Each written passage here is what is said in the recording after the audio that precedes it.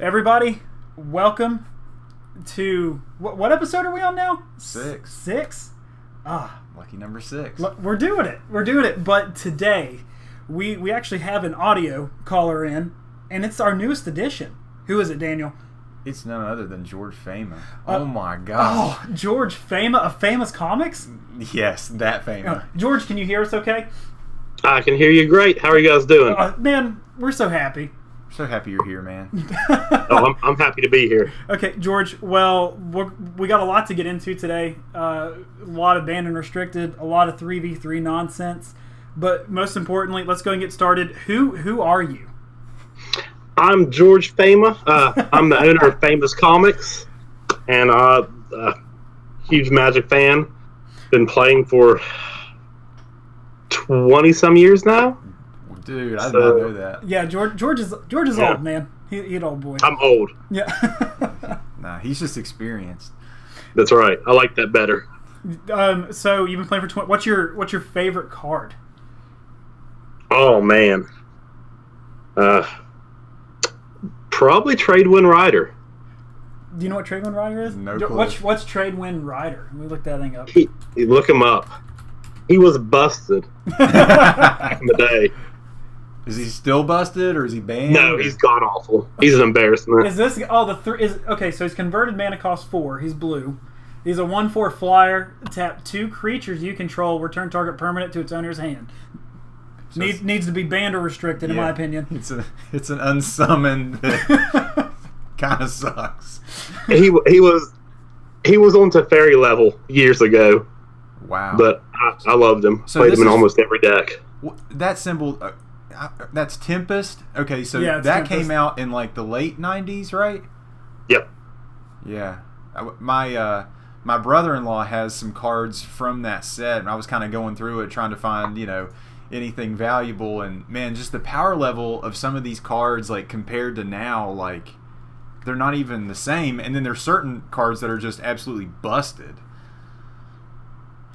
So Yeah, you look at Ancient Tomb, busted. Tradewind Rider, he didn't age so well. No. He aged very poorly. So, but what really got you into Magic? I mean, especially for playing it for 20 years. Initially, the art. Yeah. Sengir Vampire, Sierra Angel, I saw those at a comic book store in Roanoke, Virginia. And I was like, what are those things? They're crazy. And just was really pulled into it, from there on out. The one art that always stuck out with me was the Torment Sengir Vampire. Oh, man. Did you ever see that one? Mm-mm. Yeah. Okay, well, while I pull this up, George, what's your favorite color in Magic? Blue, of course. Why? Because I feel like the blue cards give me the most control over a game, and I've always played the control type decks that have Brainstorm, Impulse, Intuition, things like that. Those are my favorite cards that let you really have a lot of control on your destiny. So have control of the game. Yeah, so with that being said, I mean, we already know the answer to this. What's your favorite format? Legacy. Legacy? Yeah. Well, we're definitely gonna get into the Legacy portion here in a minute, but let's go ahead and just knock out a couple housekeeping rules. Not a lot as far as news that we really want to cover. Mainly, Magic Arena is going to the Epic Store, which is good for Magic. Yeah, more eyes on it, more places to download it. And I think the huge thing is it's coming to Mac. I mean, It doesn't seem like a big deal. it's a big deal. But it's, yeah. Because, I mean, as of last year, I did not have a PC. And, I mean, I know this is crazy, I bought a PC so that I could play Arena. I mean, it was just That's why I bought a PC too. So, I mean, I don't think we're the only ones out there because, I mean, most people, not most people, a lot of people, Mac people, man. Yeah, Mac City, dude. Yeah, but when it comes to iOS, that's going to be crazy. Yeah. I'm excited because, like we were talking earlier, that's just one more step closer to mobile. Yeah, I mean, Hearthstone did it, and it's doing it well. Yeah, it functions really well on the app. I mean, it doesn't have all the bells and whistles, and it can be a little bit cumbersome. I wouldn't want to be playing like at a competitive level like you were on a mobile device. Sometimes when you drop Wi-Fi, it's very frustrating. I'm sure. Yeah. So, Jordan, what do you think about that though? I think it's huge. Like most people I know have Macs. Really? So it's just yeah. Well, good. There's another small thing that they announced, and I downloaded it on my phone. It's the beta companion app for tournament play. Did you see this, George? Oh no! You can only find it in the beta app store for your iPhone. But what it is, it's just a way to track tournaments. You can do Swiss rounds. You can do best of 3.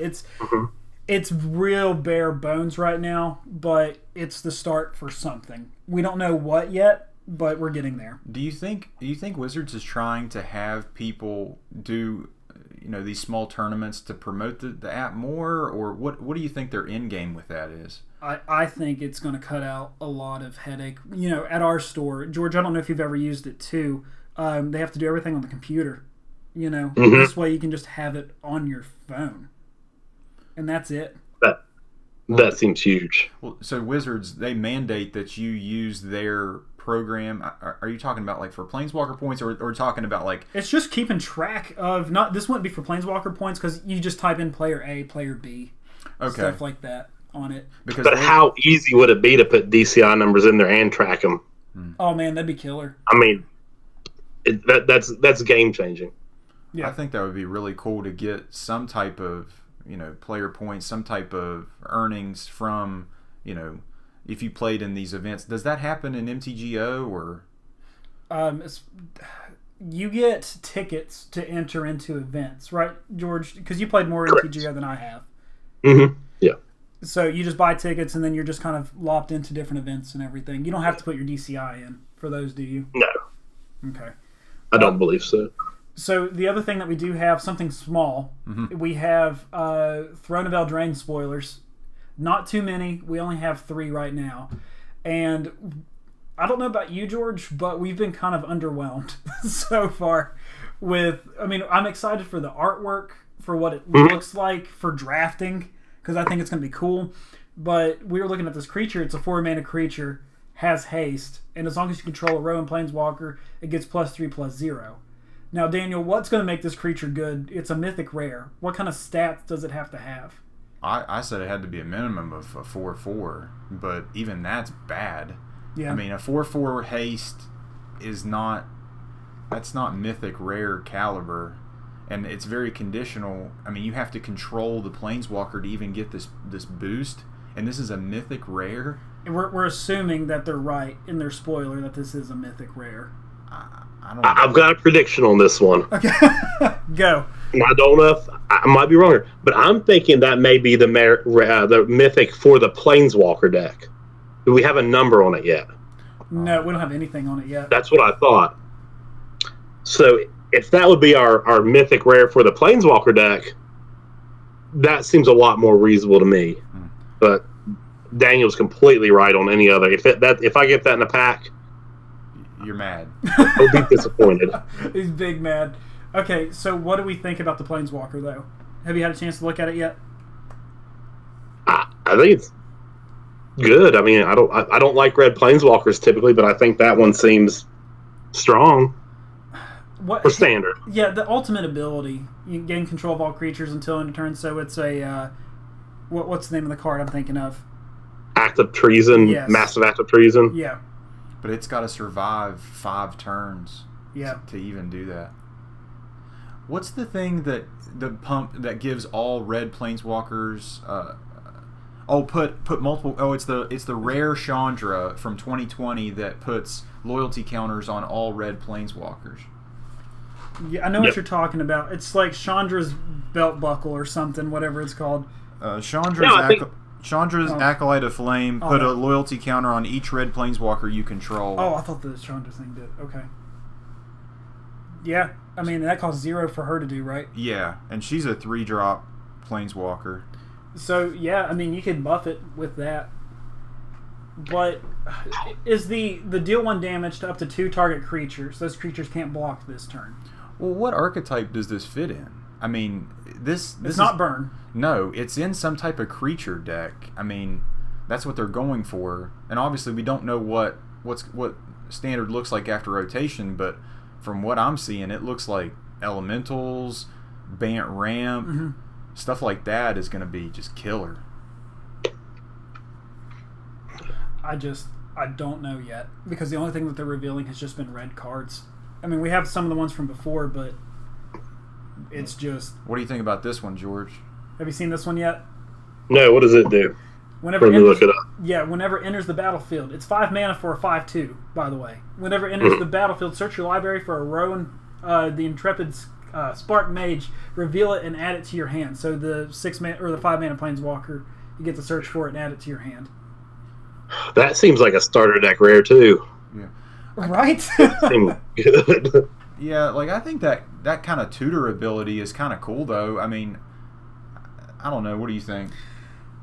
I'm underwhelmed. Yeah, I'm. It's slow. I am very happy with the set theme, but I don't like these cards. I'm not crazy about them yet. Dude, that art on that card looks awesome.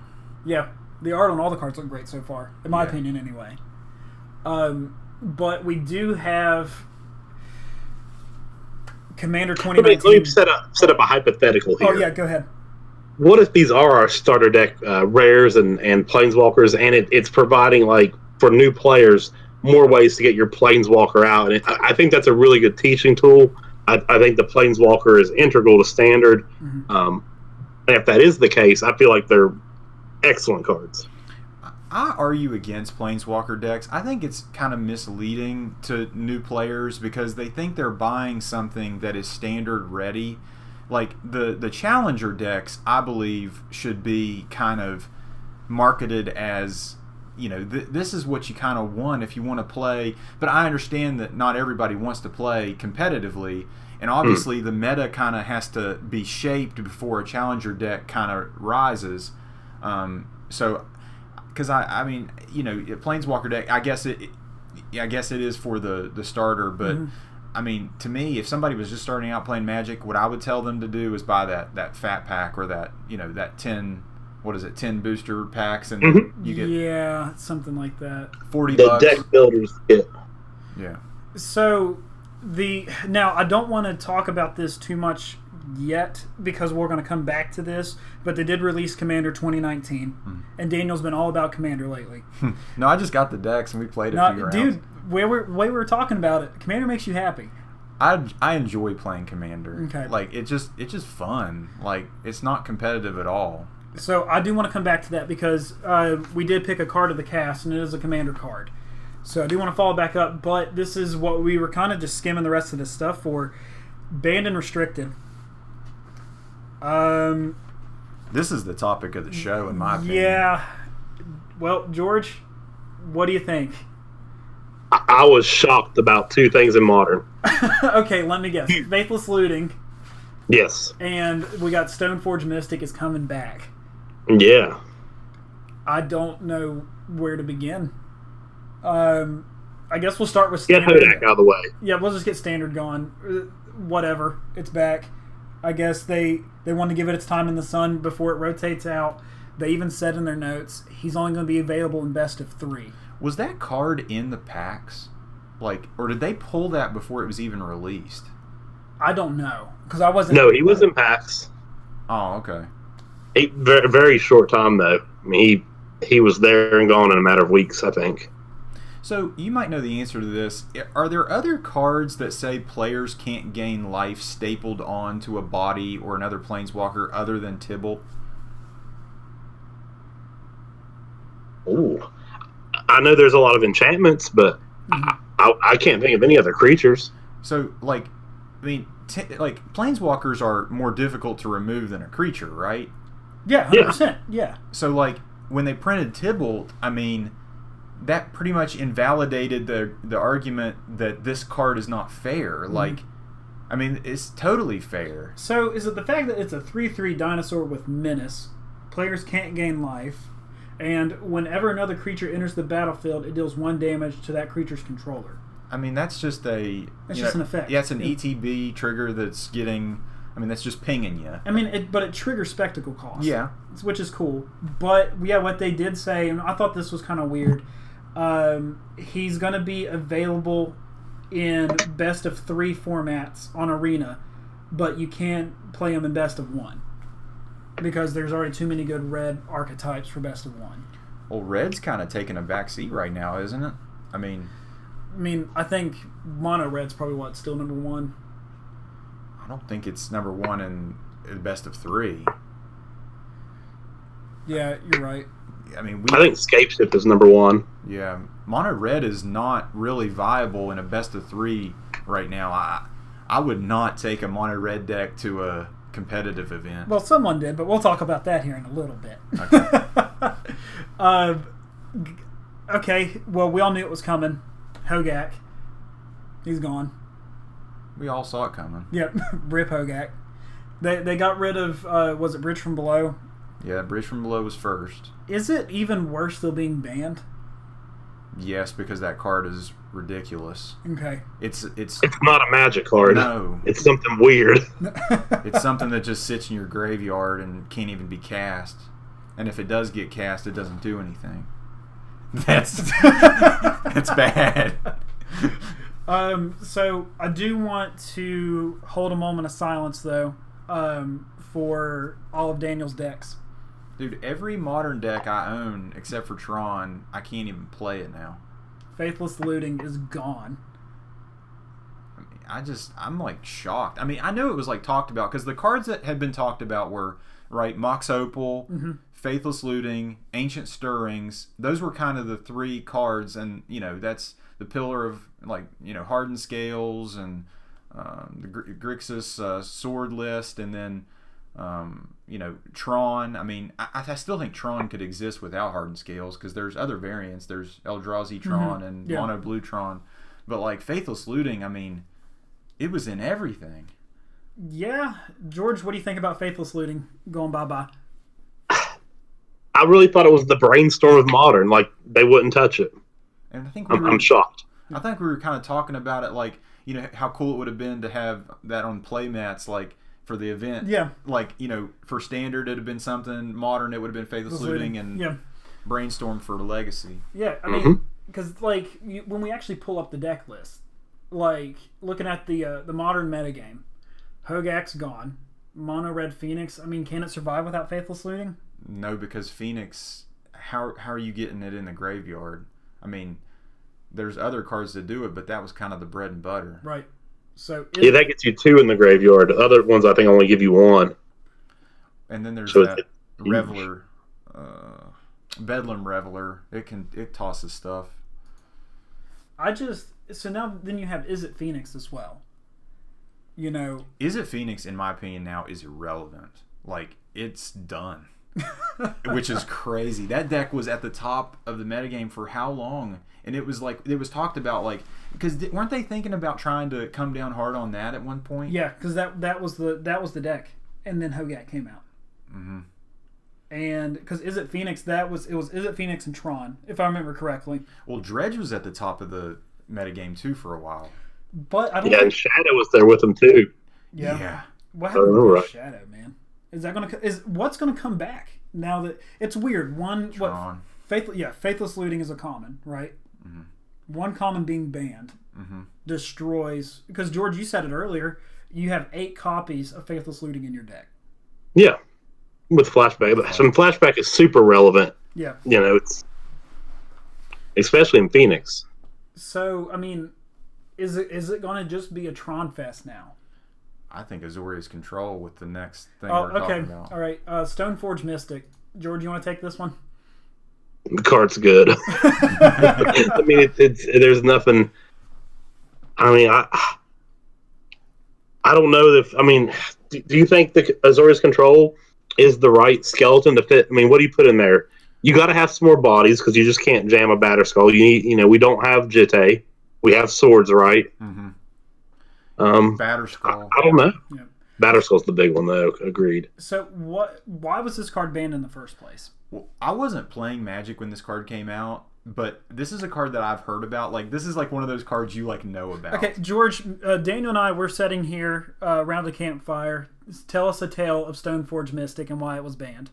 Okay, so it was around. There was a card called it was a bird. I can't remember what it's called, but you could go and get 3 more of them when you played the first one. So basically, you played this bird. Gosh, can somebody look him up and see what he's called? Well, okay, what was it? Do you even remember? He's a 1/1 bird for 2 mana. When he comes into play, you search your deck for 3 more of them. That sounds so familiar. Look up Callblade. The deck was called Callblade. Like the birds go, caw-caw! Yeah. Callblade MTG. Okay. There we go. All right. I don't know how old. This is from 2011. Squadron Hawk. Squadron. There he Hawk. is, Squadron Hawk. There he is. But essentially, you got your 4 birds, and you kept on putting them back I remember this card with your now. Jace. Okay. So essentially, you Ancestral recalled for like 2 or 3 turns. It was awful.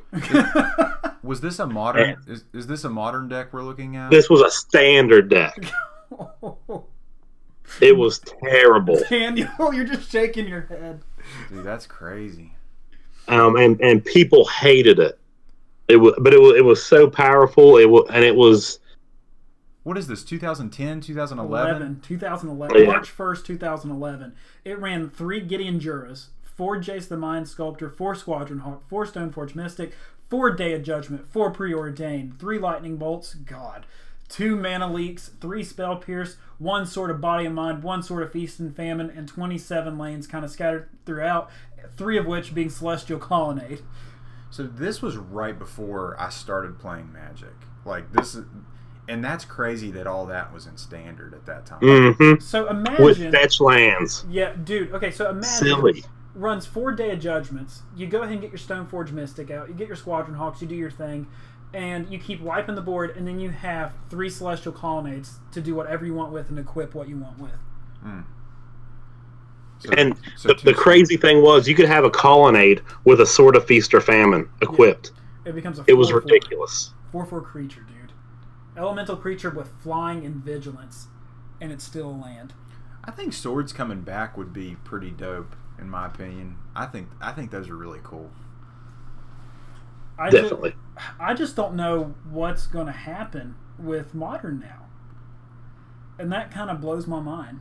Well, that's what's exciting, right? I mean, Yeah. that's kind of when I first got. It's like the stages of grief. Like, what's the first stage? Like denial. Yeah, denial. Yeah. Like, I denied that Faithless Looting was banned, but then I accepted it, and then I thought, wow, we're about to have like a whole new metagame. And you know what kind of excites me is that maybe the games. Now this is crazy. Will last longer than 3 or 4 turns. Okay, so we have denial. You were in denial for a little bit. Oh yeah. Were you angry? Oh, I got mad. You got mad? What about bargaining? Yeah, maybe it's not so bad. No, I was just pleading with myself. Okay. Okay, what about depression? Did you get sad for a Got a second? little sad. And then, are you accepting it now? I accepted it, and now I'm getting excited about it. What about you, George? Did you go through any of the stages of grief? No, my first thought was, why couldn't they have just got Ancient Stirrings too? Really? I would have loved that. Yeah, Ancient- and fetch lands. I want fetch lands gone so bad. It hurts me. You okay, Daniel? I don't agree with that. Why not? Because that, like, I don't want to have to worry about the mana. That's what I think the whole point of Modern is like taking that factor out of it. Like, how many times have you just been frustrated playing Standard, especially with your Esper list, Yeah. where you're just getting the wrong mana? You're just dead. Yeah. I mean, it's the nature of the beast, but I do wish that I could pull, one or the other or something else. Yeah, And I'm not going to run Evolving Wilds. I'm not stupid.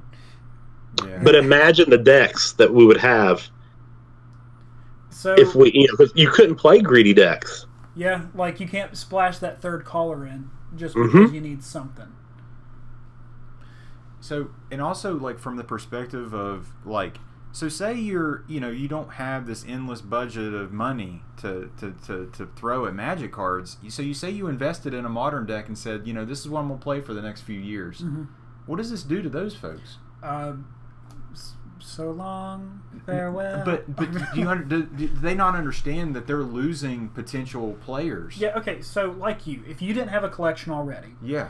Daniel bought everything he needed for Hogak. You bought Bridge from Below, you bought everything, you bought Vengevines, all that stuff, man. And then they banned Bridge from Below. And you're like, okay, we can still make this work. And then they ban Hogak. Imagine that being your only deck. Well, I know exactly. It's just that's really a tough pill to swallow. But you know what that Hogak deck kind of showed me is how good Stitcher Supplier is. Dude, that card is busted good. Like, there is still a shell there. The Gravecrawler, Carrion Feeder coming back from Horizons is huge. That black shell like there, that's still something. I still think that's something. Yeah. Well, Daniel, did you see where they adapted that shell into the Dark Depths deck in Legacy, pretty much? That was a deck you played, correct? Against? Yeah, I played against it, and I mean it's awesome. I want to build it now. It just, I think you'd love it. It has all that stuff you like. Yeah. It's got Hogak too. Right. But I mean, it's. We'll talk about it later in the show, but I have some opinions on it. It's just let's just keep going with what your announcements are. So with Vintage though, I mean, I don't play Vintage. Daniel, you don't play Vintage. George, you don't really even play Vintage, do you? Heck no. We can't afford Vintage. So no. Karn the Great Creator got restricted.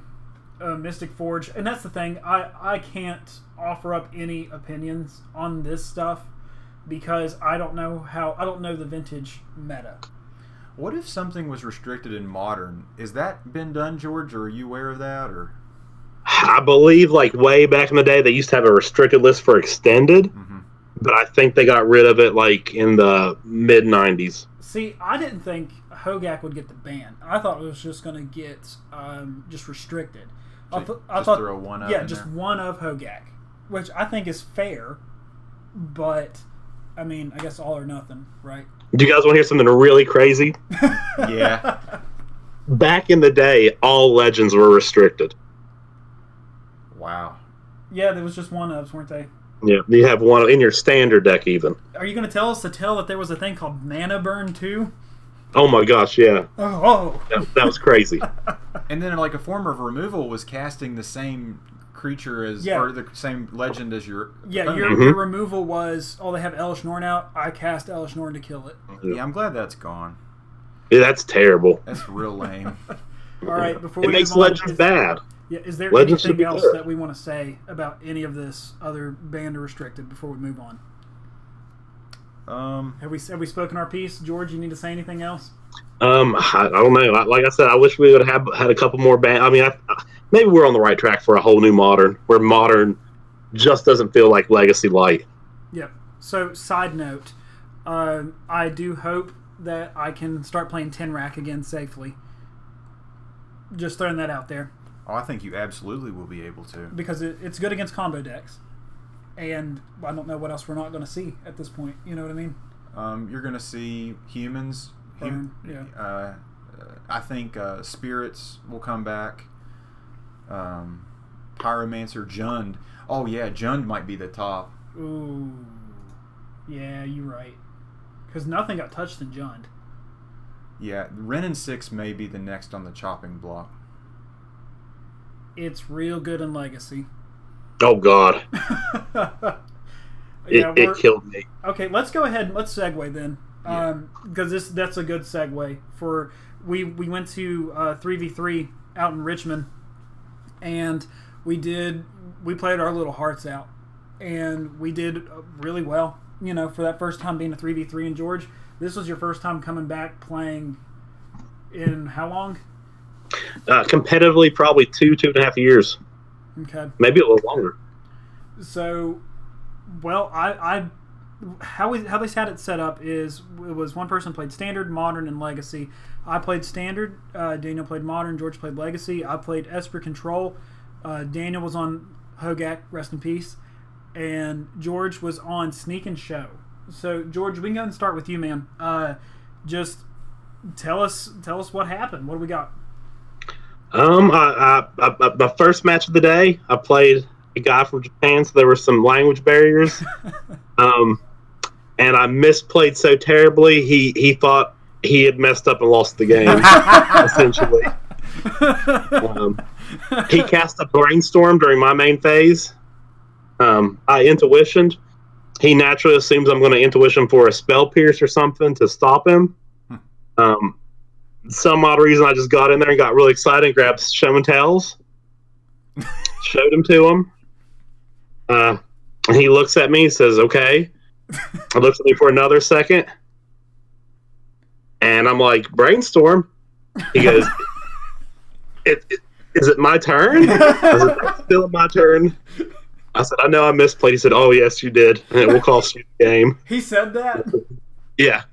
He said that cost you the game? Jeez. Well, yeah, because he could dig for a lightning bolt or something to finish me. He drew the bolt, and yeah, I didn't get a spell pierce, which I should have to counter the brainstorm. Oh, man. So. Well, okay, so that was your first game. You went 1 and 2 in that one, right? Yep. Okay, and then it was so much fun though. He was a cool dude. He was super laid back. I had a blast. That's awesome. And then ended up getting beaten game 3 with like 3 Tarmogoyfs, and it wasn't even close. Really? Yeah. Oh yeah, it was bad. I didn't. Because how the games ended up, like we really didn't get a chance to watch each other too much, you know. So, but your game 2, you went 2-0 against Blue Red Spells. Yeah. Oh yeah. Okay, tell me about that.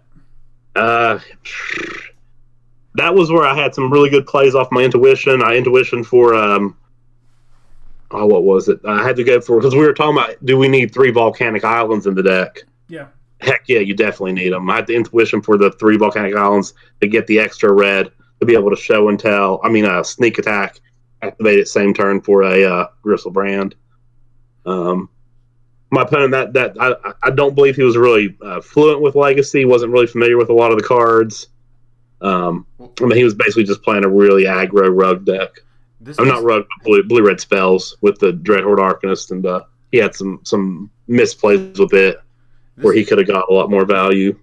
This may surprise you, but that team made it to day 2. Really? Yes. Yeah, and we did really well against them. Yeah. Daniel was telling us a lot of the teams that we did beat. All the teams we beat made it to day 2. That's crazy. All the teams we lost to did not. That's nuts. Yeah. Okay. Well, before my blood gets going about that. Yeah. Okay, so your next game, game 3, you went 2-0 against Hogak Depths. 2-1 against Hogak Depths. 2-1. Okay, my bad. All right. But I think I messed up there. Yeah, you pulled out. He got a 2020 Merit Legion game 1 against me. Crushed me with it. Bad feeling. Well, I mean, what do you do with that? Yeah, nothing. And then you went 0-2 against old Ren. Oh, that was the worst. Okay. That guy was the jerk. Yeah, he was the one that kept bragging to his team that he ulted Ren on you. Yeah. So it was bad. Now talk about Ren and its effect. I'd never played against that card in Legacy competitively. I didn't think it would be a huge problem. It generates so much advantage. It's hard to come back for it if you can't deal with it. Man, it's especially if it starts wastelanding your ancient tombs and stuff like that. Yeah, there's nothing you can do. It's bad. It's a bad feeling. Okay, and then game 5, you went 1-2 against Dredge. Yep. Yeah, that was another one where I had a really epic misplay. Oh, what happened? Oh, is that where you pulled the Emrakul off the top instead of playing Omniscience? Yep. We just got excited. Yeah, I got excited there. The guy was cool. He's like, "Oh man, you should have won. Good game." And they were cool dudes. So. Okay, game 6. This one was crazy. I didn't expect to see humans in Legacy. Yeah, it was essentially a Death and Taxes build. That was just bad luck. That's a deck I should have beat. Yeah, we practiced a lot against Death and Taxes. Yeah. I had them all down the 4-game 1.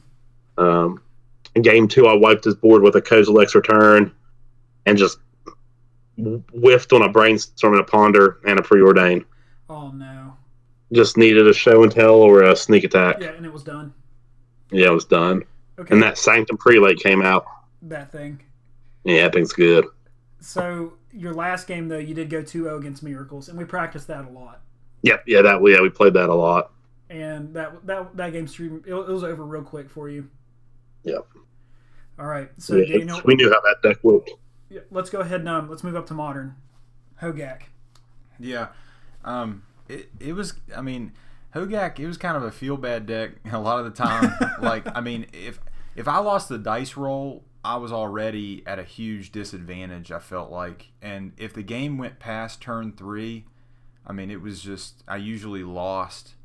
And the amount of graveyard hate, but we knew it was coming. Yeah. I mean, we knew that people were preparing. And when you bring a deck that is so high up in the metagame, I don't know where this sneak and show, it looks like 2% of the meta on this, but yeah, so in Legacy the meta is 4-color Delver, which is, George, how many times did you see 4-color Delver?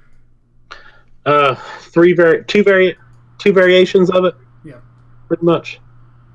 And looking back on it, I mean, you know, I don't know if I will go to one of these big events again with like the top meta deck, because you're going to have to fight through so much hate against it. But it was just so hard not to decide to play this deck because it was just so much better, I felt like, than everything else.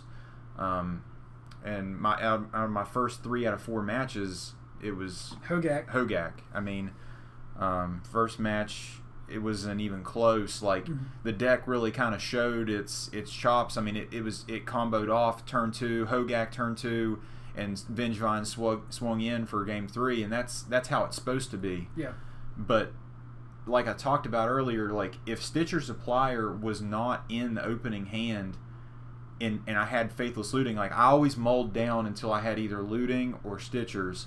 Which one did more work for you, Stitcher? Oh, it's not even close. Like, Looting, I was doing stuff, but that body on the field is the difference, because your ability to cast 2 spells or to get 2 bodies on the board turn 2 is trickier with only 2 mana available. So overall, this deck is very fun. It just, I didn't do very well with it, and maybe that was just due to user error a lot of time. I mean, I definitely feel like I got outplayed a couple times, because a couple of the guys I played, one of them writes for Star City Games. I mean, I'm just going to go ahead and say it. I mean, that guy, he was on another level. And then there was a couple decks I played against, specifically in my third matchup, which was against Mono Red Phoenix. I felt like I wasn't even in the game. Like, they just had, I mean, the damage was coming so fast. So, yeah, your first game you went 2-0 against Hogak against the Mirror, and then the second game you went 1-2 against Hogak. Was it just whoever got Hogak first? Is that kind of what the Mirror's like? Right, and then and whoever like won, like, you could just tell, like, they look to their teammates, or they say, well, what am I supposed to do? He had 2 Vengevines and whatever, and I'm like, well, I mean, that's the deck. I mean, I also had a misplay sideboard in that game, but third match, Mono Red Phoenix, I already kind of mentioned that. That was Burn is such a bad matchup against, because you deal so much damage to yourself. Daniel, yeah. Was that the game where you pulled the shenanigans and you poked me and said, "What the heck is this?" Yeah. What happened? Yeah, I for some reason, so the guy was playing Hogak in game 2. This was the guy that wrote for Star City. He was playing the Shriekhorn variation, which I believe is the one we have pulled up here. And this is the one that has Creeping Chill in it and everything. Well, it wasn't that one, though. Okay. But for some reason, I put in Shenanigans. I have a 1-of Shenanigans in my sideboard, and I discarded it from something. To Lightning Axe something. And the guy that I'm playing against, he looks at me, and then he looks at his teammate, and then looks back at me just in complete disbelief of how dumb I could be by sideboarding that into my deck. Oh. It was a feel-bad moment, for sure. Because, I mean, to get rid of their Shriekhorn is just not that valuable to use as a slot. So that was against which player was it? That was against this Abe Stein guy from SEG. Got you.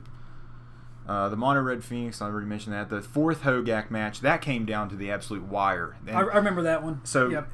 Hogak gets into these situations where if you're playing the mirror match, you have such a flooded board that you have to be able to resummon Hogak if you've attacked with it as almost like a pseudo vigilance. And if you don't have that, the crackback is so powerful. But you feel like you're just sitting there staring, and so many of your creatures cannot block. Mm-hmm. So it's like this deck is just meant to swing for the fences. And I think I made a misplay of attacking with something I shouldn't have. So Game 5, 0-2 against Humans. But you stomped Humans the night before. Right. I went to an FNM event in this really cool card shop called Battlegrounds, and played Humans, and it felt like it wasn't even a game. And then this guy seemed a little bit inexperienced, and honestly, I felt good about the matchup going in. But another thing that's really good against Hogak is flying, and Mantis Rider, he stomped me. That was the card. So Mantis Rider. Yeah, and I mean that with a combination of Noble Hierarch. Oh, Nobles. Yeah, it's getting in there for 4 with vigilance. George, you've seen Nobles, right? Oh yeah. Okay, so tell me about your experience with Nobles. The Noble Hierarchs? Yes. Another card that's just been great from day one. I remember there's a deck called Bant Super Friends back in the day that was like the nexus of it was the Hierarch. Just such a great card in so many decks. I mean, it's a pillar in spirits too. What was it you or Daniel that had to go against someone and they had 2 Noble Hierarchs in hand? Or someone... That wasn't me. Okay, I thought someone had two something in their hand that messed one of you guys up. Or I might be misremembering. I'm not sure what you're talking about. All right, well, hey, forget it. So then the next game... Oh, the one guy had 2 meddling mages against me and his That's humans. what it was. Yeah. He meddling maged, and then I think he got Hogak and Vengevine. Or no, that was when I got surgically extracted twice against Mono Red Phoenix, and he removed all my win conditions pretty much. You just had a bunch of 1/1s out then. And then the meddling, the humans, the guy had that second game he won. He meddling maged the Hogak, which I had 2 Hogaks in my hand. Ooh. That was my hand. Damn. That was all I had. Okay, so then the next game was 0-2 against Urzathopter. Yeah, that was when... Oh, that was a feel bad game all around, because that was when you got the judge called for time play and all that crap. Yeah, and those guys were just wanting to win. That's all it was. Yeah, and that's kind of competitive Magic that I don't really like. Is it just kind of brings out kind of the worst in some people. Mm-hmm. It wasn't even the guy you were playing, though. It was his buddy. That's what, Yeah. That's what I was like, everything's fine. Back off. And that's the annoying thing about it. I think people literally just are wanting to do anything to try to win. And I mean, even Alan was talking about this before, kind of talking about the sleeves and how, people will mess up your sleeves to make it seem like you're cheating. If they are mad enough, they'll do anything, dude. Because they'll shuffle. Yeah. Oh, go ahead, George. This is something I saw that I felt was kind of annoying. People with confusing cards, their entire deck would be in English. Then it's like their Gadok Tig, their Cabal Therapies, weird stuff in Japanese or something. That's so annoying. Yeah, because you have to. You're honestly going off good faith, or you need to call a judge for Oracle text. Yeah. And most of them I know kind of what they do. Some of the weird, I know Gadok Tig is good against Storm. But it's like, what exactly does he do other than stop stuff with X? Yeah. One of the ones that always gets me is a full art cryptic command. I know, because the thing can literally do 4 things. 2 of the 4, but it's just I don't have that card memorized, and I'm like, full art cryptic command, and he does a bunch of stuff, and I'm like, what just happened? Yeah. And all 4 nodes are relevant is the thing about it. Yeah. I mean, it really does do everything. It taps creatures, draws a card, counters a spell, and I don't even remember what the other one is. Yeah. Returns a permanent? I have no idea. I don't remember. But then the last game was Death Shadow. Yeah, I shouldn't have lost that. Yeah, he comboed, not comboed, but got the Death Shadow up to a decent size, and then he got the pump spell, I can't remember, Timur Battle Rage that gives it double strike. I had no blockers because I swung out, lost. Yeah. So then I was on standard, and I had a good run. Dude, you killed it. I had a really good run. It was one of those days where it seemed like everything just went right, and all the matches I didn't want to play, I had to play. The deck you brought, I truly believe, was perfect for this metagame. Yep. And I remember whenever we were filling out the deck list, there was no creatures in main board. Mm-hmm. You called me a madman. You were right. But we did it. Because, George, we ran a bunch with it, too. And that deck got you to Mythic, didn't it? Oh, yeah. God, it's so good. So, my first match... Still playing it on the arena right now. Well, you better be. Until it rotates out. But my first match was 2-0 against Scapeshift. That was interesting. Because that was the one where the guy was stalling after I won. And tried to call the draw. Yeah, he tried to... Because we weren't totally familiar on the rules on that. Yeah. And he was going to try to say it was a draw. He offered the draw. And if Alan would have accepted, it would have been because Alan won game one. He won the match. Yeah. But if he would have accepted the draw, it would have been binding. We would have. Yeah. Yeah. Thank God the judge was there watching over everything. But then the next game was 2-0 against Scapeshift. Again, is another one. Which, this one, you feel bad about certain things, but then it's also really funny, too, because this was the game where you guys finished up early, and I was still going against him, and I had one card in my hand, and he top-decked Scapeshift, and I already had Teferi ulted and everything, and the only card in my hand was a Dovin's Veto. And, Daniel, do you want to give us a little... It was just hilarious. I mean, it was like literally you had the nuts. Like it was, he was like counting out his mana, and you could have messed it up by saying I have a Dovin's Veto. Yes, yeah. Because then he would have not casted it. But I just sat there, and George just waited patiently for everything. He says what lands are in my deck to his buddy because he's got to get the unique lands for the Day of the Dead. Yeah, or not Field of the Dead. I mean, he had already won the game in his mind. And he just had to do all the math right. And so many of the matches, I mean, we kind of can recollect this because, I mean, it often came down to us watching Alan because, I mean, he, playing a bit of a slower deck in comparison to in our format. Dude, it was exhausting. And then the next game after that, I went 2-0 against Dinos. It's always scary to play against Dinos because they get you down to like 3 life, and then you have to come back after that. Because you can't really stop their turn 1 through 4 plays. Maybe the Ferocidon is the missing link that allows you that keep you at that level. I mean, it would suck if they would have had that thing, 100%. And then the next game was 2-0 against Vampires, which I got really lucky with that one because eventually those were the guys that called judge on us for me and George being 30 seconds late. Yeah, that was kind of silly. I ended up going to the table first, and like you guys rolled in. It was like 30, 40 seconds, after time had started, and I mean they were shooting their hands up, yelling "Judge!" Like they were ready, dude. They were ready because I mean they're trying to get a win any way they can, and I truly question if people like enjoy Magic. Like they did not look like they were having a good time. No. I mean honestly, you know what I was so excited to go, and I'm like. I want to play Magic at a competitive level against people that have the best decks and know how to play them. That's what excites me. Mm-hmm. I have no expectations going in of winning, and I definitely don't want to win by a technicality. Yeah. I want to win because by you're a better player. Outplaying. Yeah. But, yeah, those guys, that was the only team I really wanted to beat. Like, if I could have made the call for anything, that would have been the one team I wanted to beat. And the worst part, that was the only... Because I was so excited about playing Legacy again, I like to talk to the people after the match, win or lose.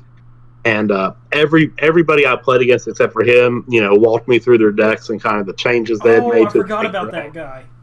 Yeah, George except asked for that, if he could see his deck, and the guy just looked at him and said, "No."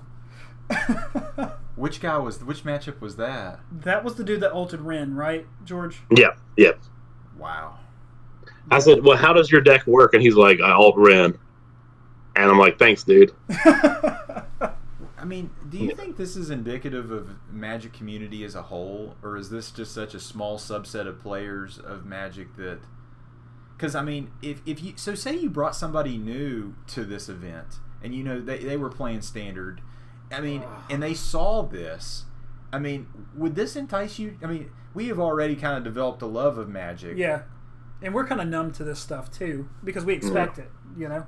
Well, I wouldn't say I'm still numb to it because this is not good. I thought the worst one, Daniel, was when you were playing, and you were playing the guy that had the Urza deck, and he's trying to play the deck, and his buddies over there calling for Judge and telling him how to play his cards, and that guy looked pissed at his teammate. Yeah.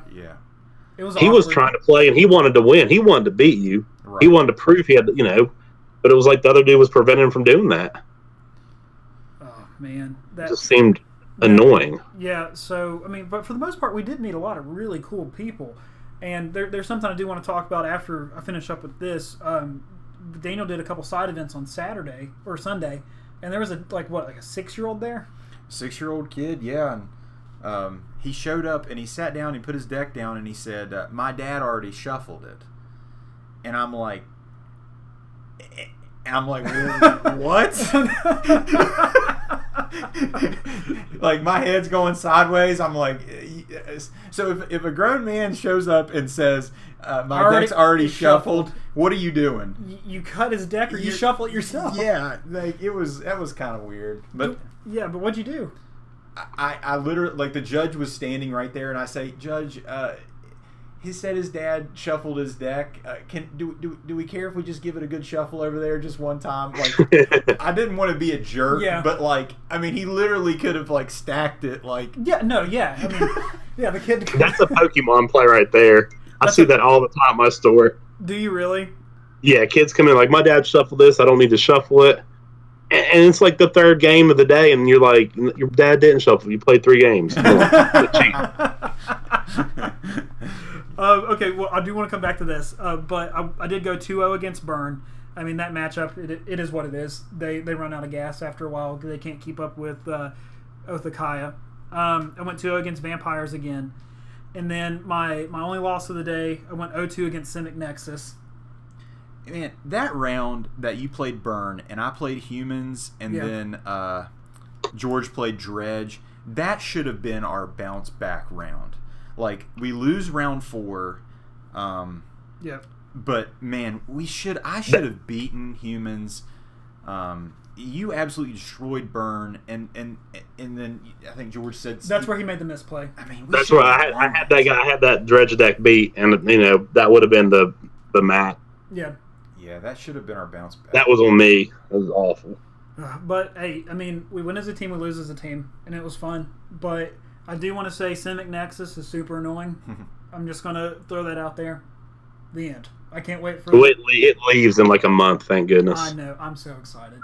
But yeah, so does anyone have anything else they want to say about the event? Anything they wish they would have done different? Anything different you wish you would have brought? I wish I would have brought Burn or Mono Red Phoenix. Yeah. Because to truly, be competitive, I feel like you have to have such a firm understanding of the metagame, such a firm understanding of what they potentially could play next turn. I mean, in Standard, I feel like I have that. Legacy, I obviously don't have that. But, Modern is just... I was not... if I look at it, that was the first competitive event I've played in Modern ever. Which... I didn't know that. No, that was probably not the first one. Probably not a good way to start. George, what would you have done different, man? The next time, I'm definitely clearing my tournament schedule for Sunday at my comic book store so that we can stay there for it, not to drive back. Yeah. It was hard to leave you, Dan. I wanted to stay. Yeah, that was a bummer. Yeah, it was. Man, we the whole drive down, we were talking about how we have the magic bug, and we're going again in November. Yeah. And we can't wait. It's going to be so much fun. And the Mythic Championship is coming to Richmond this year, correct? The next one is Mythic Champ. But I mean, do they do side events there? Yeah, they do. Oh, okay. Yeah, so or even if they don't, we can still go and just check it out. It'd be fun. Yeah. Richmond drive's a little long for us. Roanoke is right there in that sweet spot. Yeah, Roanoke's 2 hours. 2 hours. It's like, yeah, come on, bring it. We do that all day. But for me, I mean, I had a good round. I would have done what I did. You know. Yeah, you killed it, man. Everything just went right. You know. Because I remember when Daniel looked at the deck the first time, he said, "But what's your win condition?" I said, "Well, you know, it sounded like the dude with Ren. We ult to Fairy, you know." You ulted to Fairy about every game. Every game, like that's crazy. Yeah, go and get kick rocks, kids. So now we're at our second main phase, where we kind of follow back up on anything that we really did just miss or kind of want to talk about. Daniel, you did do the side events, and you brought Esper Hero with that. You had fun with that. Loved it. Yeah, played I went 3-0-1. The last guy I played Bant Ramp, and man, after rotation, I might adopt that deck because that deck's cool. Yeah. Big creatures, drawing lots of cards, Nissa. Just having fun. Yeah, that sounds fun. George, anything you want to follow back up on, man? Nothing. Just that, give a shout out to all the players we played against. We had a really fun time against, and like I said, each of us had a bad experience with one player, and we just encourage people to, go to these things and help build the community and be cool. Yeah. So the one thing though that I do want to talk about though, we do want to talk about Commander for a second because 2019 came out, and Daniel, you went to the restaurant and said, "Give me one of everything." Yeah. There's 4 decks: Merciless Rage, Faceless Menace, Primal Genesis, and Mystic Intellect.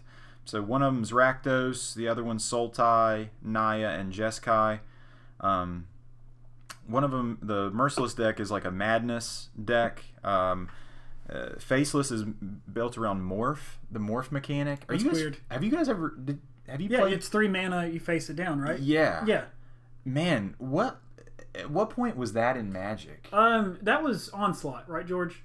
Yes, Onslaught, yeah. And that was crazy. Yeah. Back then, people would have a land.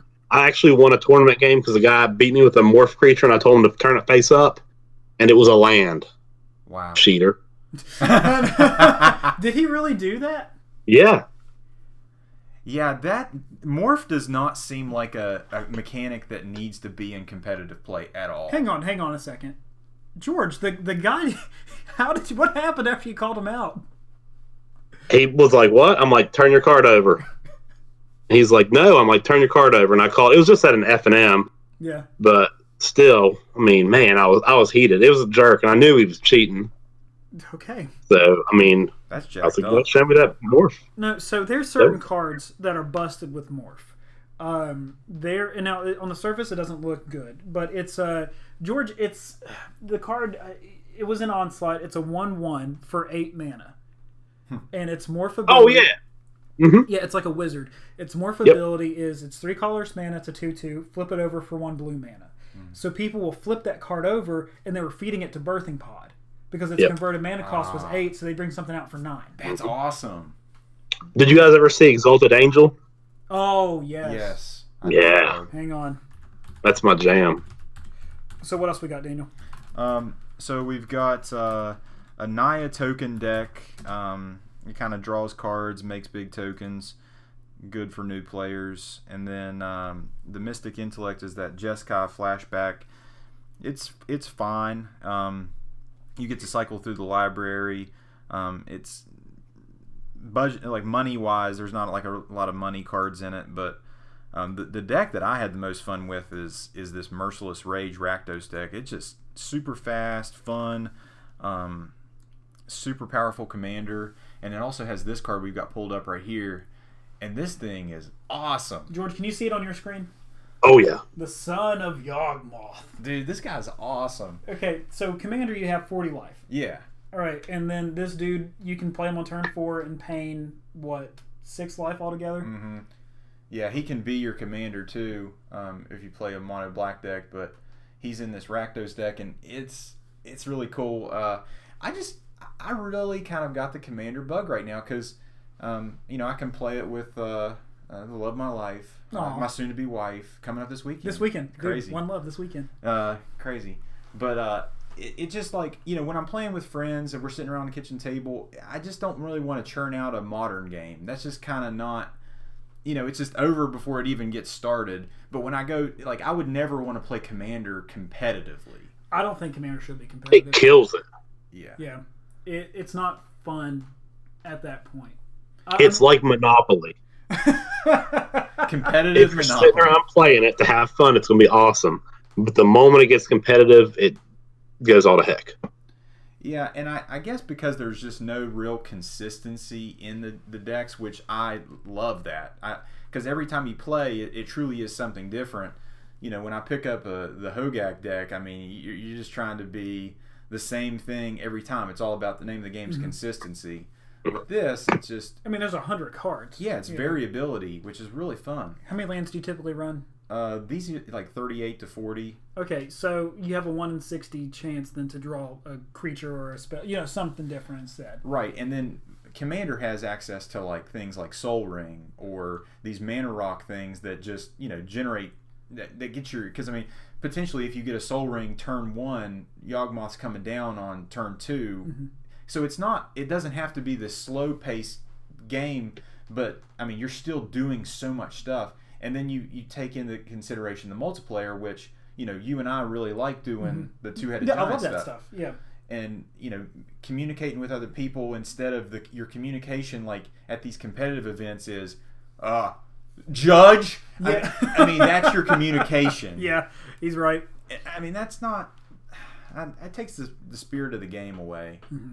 I still love competitive Magic, though.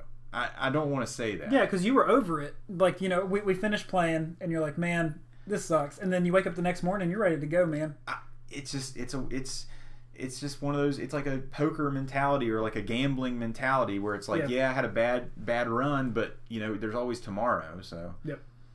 But yeah, the Commander decks are fun. I think they're worth the money. I like them a lot.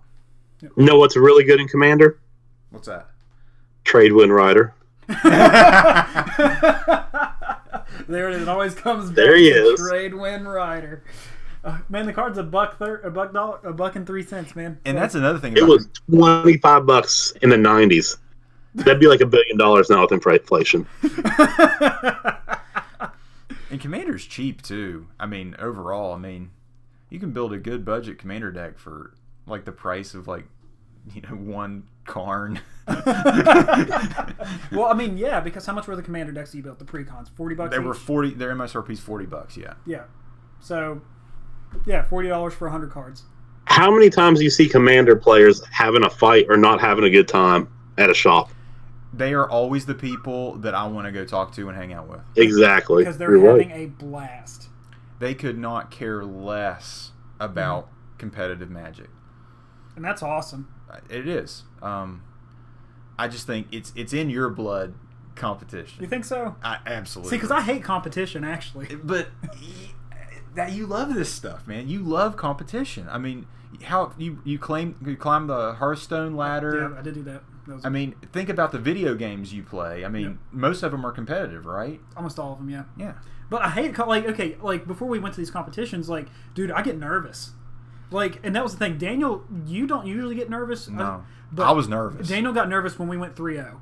Dude, I was nervous. Like, I felt like I was going to puke. Like, we didn't eat. No, because we were so nervous. All of us were. We started at 10 a.m. We didn't eat till, like, after 2:30. Arcade, man. Good Lord. George, did you get nervous at all? I was very nervous until I did that first misplay in my first game. And then after that, I'm like, oh, if that's the worst that happens, I mean, Is can't it be my that bad. turn?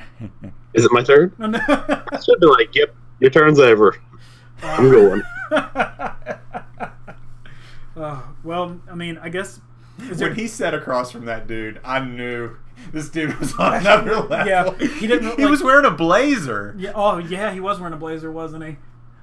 George, you should have known you didn't stand a chance against a dude wearing a blazer. Yeah.